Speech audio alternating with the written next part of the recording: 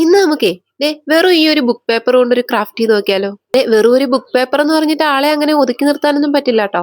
അത്യാവശ്യം ഒന്ന് മടക്കാനും നിവർത്താനും ഒക്കെ ഇത്തിരി ക്ഷമയോടെ ഇരുന്ന ഒരുപാട് ക്രാഫ്റ്റുകൾ ഈ ഒരു സാധനത്തിൽ ഉണ്ടാക്കിയെടുക്കാൻ പറ്റും എന്ന് എനിക്ക് മനസ്സിലായി.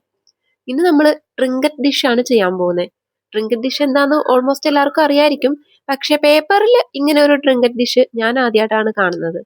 നോർമലി ഈ ഒരു സാധനം ഞാൻ ക്ലേയിലും സെറാമിക് ക്ലേയിലും ഒക്കെ മറ്റുള്ളവർ ഉണ്ടാക്കി കണ്ടിട്ടുണ്ട്. ട്രൈ ചെയ്യണമെന്ന് വലിയ ആഗ്രഹമായിരുന്നു. കയ്യിൽ ക്ലേ ഇല്ലാത്തത് കൊണ്ട് നമുക്ക് പേപ്പർ ശരണം.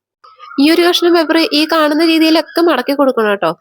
ഈ 3-4 മടക്ക് കഴിയുമ്പോഴേക്കും അറ്റ് ലാസ്റ്റ് നമുക്കൊരു റോക്കറ്റിന്റെ ഷേപ്പിൽ കിട്ടും. നമ്മൾ പണ്ട് ക്ലാസ്സിലൊക്കെ പേപ്പർ മടക്കി റോക്കറ്റ് ഉണ്ടാക്കിയത് എനിക്കപ്പോൾ ഓർമ്മ വന്നു. അന്ന് അതങ്ങനെ ഒന്ന് മടക്കി ഉണ്ടാക്കിയെടുക്കാൻ വയ്യാഞ്ഞിട്ട് ചുരുട്ടി എറിഞ്ഞവളാണ് ഞാൻ. ഞാൻ ഇന്ന് ഇങ്ങനെ ഇരുന്ന് ക്ഷമയോടെ മടക്കുന്നത് കണ്ടിട്ട് എനിക്ക് എന്നോട് തന്നെ വളരെ ബഹുമാനം തോന്നി. തൽക്കാലം നമുക്ക് മടക്കൽ ഇവിടം കൊണ്ട് നിർത്താം. ഇനി നമുക്ക് കട്ടിങ് തുടങ്ങാം. അധികമൊന്നുമില്ല. അത് ഈ ഒരു ഷേപ്പിൽ ആ ഒരു പേപ്പറിന്റെ ആ ഒരു പൊസിഷനിൽ വെച്ച് കട്ട് ചെയ്തങ്ങ് മാറ്റുക. അപ്പോൾ നമുക്ക് ഈ ഒരു ക്രിസ്റ്റൽ ഷേപ്പിൽ പേപ്പർ കിട്ടും.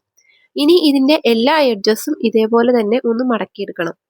ബൈ ദ വൈ, നമ്മുടെ വീഡിയോസ് ഒക്കെ എല്ലാവർക്കും ട്രൈ ചെയ്ത് നോക്കാൻ പറ്റുന്ന സിമ്പിൾ വീഡിയോസ് അല്ലേ? ആണെങ്കിൽ ഒന്ന് കമന്റ് ചെയ്യണം. അല്ലെങ്കിലും അതൊന്ന് കമന്റ് ചെയ്യണം കേട്ടോ. എങ്കിലല്ലേ ഞാൻ അറിയുള്ളൂ. പിന്നെ വീഡിയോസ് ഒക്കെ ഇഷ്ടപ്പെടുന്നുണ്ടെങ്കിൽ ലൈക്ക്, കമന്റ്, സബ്സ്ക്രിപ്ഷൻ ഒന്നും മറക്കല്ലേ.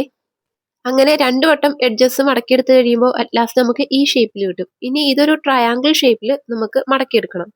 ഇതിന് 3 മടക്കിന്റെ ആവശ്യമേ ഉള്ളൂ. അപ്പോൾ നമുക്ക് ഒരു സ്റ്റാറിന്റെ ഷേപ്പിൽ കിട്ടും. ഇങ്ങനെ കിട്ടിക്കഴിഞ്ഞ് ഇനി ഇതെങ്ങനെ ഡിഷായി എന്ന് ചോദിച്ചാൽ ഡിഷായി കഴിഞ്ഞു. ഇനി ഇത് ഈ ഒരു ഷേപ്പിൽ ഇതിങ്ങനെ ഒന്ന് മടക്കി മടക്കി കൊടുത്താൽ മാത്രം മതി. നമുക്ക് ഒരു ഡിഷിന്റെ ഷേപ്പിൽ തന്നെ കിട്ടും. പിൻട്രസ്റ്റിൽ ഇത് ഇവിടം കൊണ്ട് നിർത്തിയെങ്കിൽ ഞാൻ ഇവിടം കൊണ്ട് നിർത്താൻ ഉദ്ദേശിച്ചിരുന്നില്ല. ഞാനിത് ഒന്ന് പെയിന്റ് ചെയ്തെടുത്തു.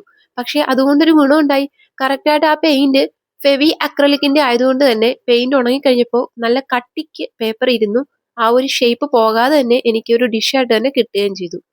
ഫൈനലി പെയിന്റിംഗ് എല്ലാം കഴിഞ്ഞ് കഴിയുമ്പോൾ നമുക്കിത് ഇതേ ഷേപ്പിൽ ഒന്ന് ഒതുക്കിയെടുക്കാൻ പറ്റും. അത് കഴിഞ്ഞ് നിവർത്തിയെടുക്കുമ്പോൾ നമ്മുടെ കറക്റ്റ് ആയിട്ടുള്ള ഷേപ്പിൽ ട്രിങ്കറ്റ് ഡിഷ് കിട്ടും. ആദ്യത്തേത് വിജയകരമായി പൂർത്തിയാക്കിയതിന്റെ ഒരു ആക്രാന്തത്തിന്റെ പുറത്ത് ഞാൻ ഒരെണ്ണവും കൂടെ ഉണ്ടാക്കിയെടുത്തിരുന്നു. അത് അത്യാവശ്യം കുഴപ്പമില്ലാത്തൊരു ഷേപ്പിൽ കിട്ടിയെന്ന് പറയാനേ പറ്റുള്ളൂ. എന്തായാലും വീഡിയോ ഇഷ്ടപ്പെട്ടിട്ടുണ്ടെങ്കിൽ ലൈക്ക് ചെയ്യുക, സബ്സ്ക്രൈബ് ചെയ്യുക, ഒന്ന് ട്രൈ ചെയ്ത് നോക്കുക.